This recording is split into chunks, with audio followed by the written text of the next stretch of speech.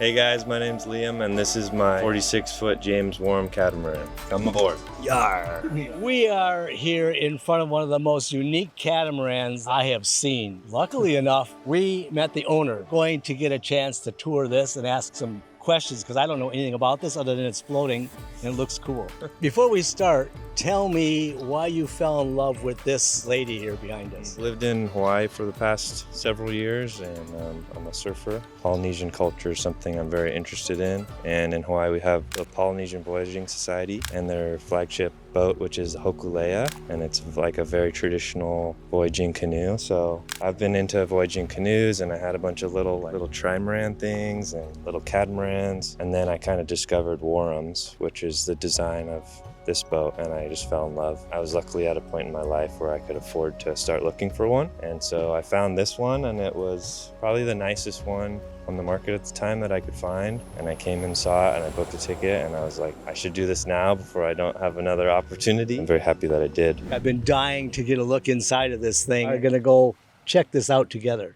Maybe from the bow, what makes it unique? This has very wave-piercing bows and it's very pointy. A lot of people thought that Polynesians couldn't really sail to windward. They mostly just sailed downwind, and traditionally that has always been proven wrong, that they actually were very smart. They're the best sailors on earth and they knew how to sail to windward by having very narrow bows that were basically pointed. They found a bunch of designs like this all throughout Polynesia. In the Solomon Islands, they actually recently, the Smithsonian 3D scanned one. Very pointed if you saw it. It's pretty cool. The idea is that you have a lot of overhang and rocker in terms of a surfboard term. You have very pointed and light hulls so that you can point to windward and cut and pierce waves, but also be light enough to bounce over the top of them and not bog the front out. Port and starboard canoes are held together by stringers and by lines. Yeah, the boat is held together by these giant, large wooden laminate beams. You can see there's wooden chain plates made, and then it's lashed together with Dyneema ropes. Traditionally, they would use coconut sinnet and ropes. Traveled all throughout, Oceania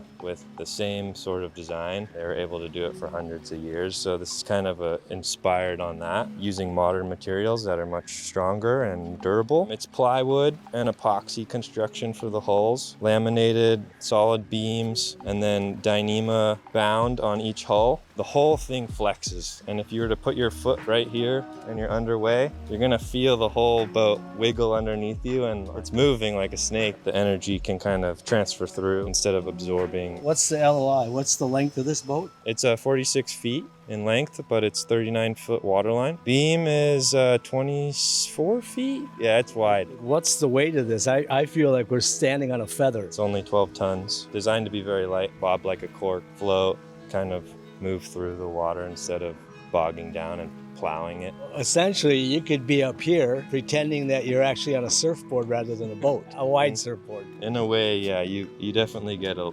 feeling of surfing this boat. It flies too. So. My experience on Dawn Hunter 1, it was a catch rig, and the back mast had a boom, front mast had a boom, the travelers and the typical sailboat items. But here, I just see a couple little stubby booms. Maybe you can educate me on how do you sail this beast? This is definitely a different rig than most people are used to, and it's one of the main reasons I was actually drawn to this boat in particular. This is called a Warum wing sail. Sail that was designed by James Warum, Hanukkah Boone. It's basically a loose-footed gaff rig.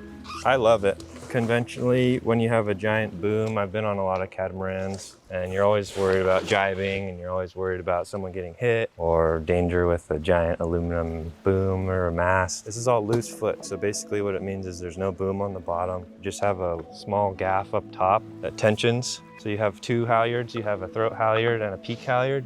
My peak halyard I'm repairing at the moment. I'm redoing a lot of the rigging, replacing it with all Dyneema soft shackles and stuff. This is basically like a square cut gaff rig sail, and when it's hoisted, it's loose down here. So you can walk under it, you can move it, when you're changing your course, you can literally just grab this and move it to the other side, and you're not worried about a giant boom smacking you in the head. When I have friends on board that aren't the most seasoned sailors, it's very nice. And having two smaller sails on a boat of this size is really convenient when reefing, because like a lot of the times you can just drop the mizzen and you're basically at a first or second reef already by just having one less sail down. The cool thing about this design too is they designed it so that you can drop the sails at almost any point of sail, so you can technically drop them downwind because of the way the gaff is and the way that it hangs. You can just come around to the front. There are several ropes attached to the front of the sail, and because it wraps around here, you can just pull them down, and the weight of the gaff helps get it down. Unless there's really high winds, then you might have to turn into the wind. I really like it. At first I was a little not sure if I'm gonna like it. This isn't what I'm used to. I really fell in love with it, actually. So as I was saying earlier, we have what I would call a mizzen mast. I don't know if it's still called a mizzen. It's a second mast. There isn't a traveler here tacking, or when you're changing position to wind, you're doing it how on this boat? Usually I have 2 sheets, simple setup. There's quick snap shackles. Usually you pull this one. So if you wanted to move your point of sail, you just pull this, and then you can drag the sail over to a different angle of one of the tracks we have, or blocks. And most of the time, I have 2 of these on, so one kind of acts as a preventer. You can basically tension one, move the other one, and then release the tension on the one that's tensioned, so it's very less stressful. It's all on 6-to-1 locks. Got tons of power. It's different. Standing rigging, these are Dyneema shrouds. You can see the chain plates that are just molded into the hull. It's all fairly simple. There's a giant set of wooden ears at the top of the mast, if you can see, and they kind of protrude, and that's what helps wrap around. You can tension this with just like a French prusik knot and pull down on it, and you tighten those lashings if you need to tighten your stays. Unlike a turnbuckle, everything on this boat is like wood and ropes. Very traditional in that sense. The standing rigging also, I think, technically doesn't need to support the mast. So if we were to lose a stay, I feel pretty confident about the mast staying up until we can figure out a solution. These are ironwood blocks, which are super strong, one of the densest hardwoods. It was really well thought out and built by an Australian guy, building this as a labor of love. I commend him because he did really well. I like the deck space on this boat. You can either have hammocks or you can sleep on board. We always sleep kind of on the decks, or I often fall asleep on the front if it's calm on the trampoline netting up there. That's what I call it.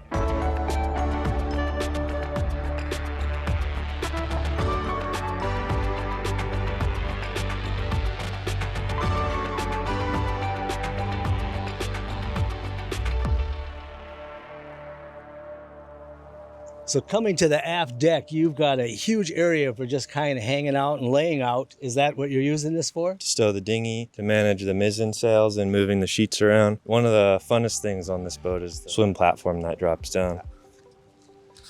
Go spearfishing, or you can bring your groceries up, bring the dinghy right up. It's very nice, and I like that you can change the height, because when the waves get big, you can raise it up and then it won't slap as much. Most Warums are designed where the whole back deck goes down, and then you can even drive your dinghy right in and hoist the whole thing up, which is pretty cool. This particular boat has it set up like this, which I like just as much, so I'm very happy with it. Standing here, I'm assuming that this is for steering. I mean, do you do it manually, or is there a wheel? How does this work? This is a giant tiller, 2 tillers, 2 rudders, and they're connected. You can either steer back here, which is fun sometimes. You can pull it, and it's all leverage. You can use autopilot, or you could just use the wheel. Most of the time I'm at the helm using the wheel. Throttle controls are right there. If you really want to get into it and you want to stand back here and kind of move it around, it gets pretty fun. One of the more stable parts of the boat when it gets big. So I like to stand right here and kind of hang out anyways. Now that I see that you can actually steer this with a wheel and you have an autopilot, it's getting a little bit more like my world, maybe lazy sailing. I don't see the engines, I don't see props, you're only wind. Or how does this thing go? It's like a giant Hobie cat. You definitely want to try to sail it as much as you can. Relying on the engines is difficult for passages unless it's light winds. These boats are designed to be sailed. But we do have 2 pretty cool, unique engine systems on this boat. They consist of outboard engines and then a dropping transom. Under each of these bench seats are the engines. So right now they're stowed. That's the other cool thing about this boat, is you can really minimize drag when you're sailing by bringing your engines up and your pods. So you essentially take any like drag from your propeller or your shaft away. You actually have a benefit of being petrol too, which, you know, every type of fuel has pros and cons, but I've found here in Asia it's a bit easier to get fuel. You can just run to like some local gas station and fill up jerry cans instead of having to navigate the biodiesel, which I've heard can be kind of tricky here. We have a tilting and dropping pod. So this is like a hung pod. And so I can pop these two clutches and the entire pod goes down. So that's like one way I can trim. And then the other way is I can use the Yamaha trim controls. Pretty unique, very convenient. If I ever had to, you snag something, you can just pull it up and cut it off. It's very satisfying to pull them up when you're sailing because it's like, oh yeah, we can turn the engines off and pull them up, no drag. You actually get about half a knot or more sometimes of boat speed from pulling the drag away. Biggest advantages we're always looking for in a boat is the ability to have redundancy. So you've got one engine, one control, fuel tanks, everything all on the port or starboard. So if you were to lose one, you've got the other. And if everything went really to shit, you could just grab a dinghy motor and drop it inside and away you go again. So you actually have 3 forms of propulsion if you add your dinghy motor to it. Yeah, it's pretty nice, exactly what you just said. You can just bolt.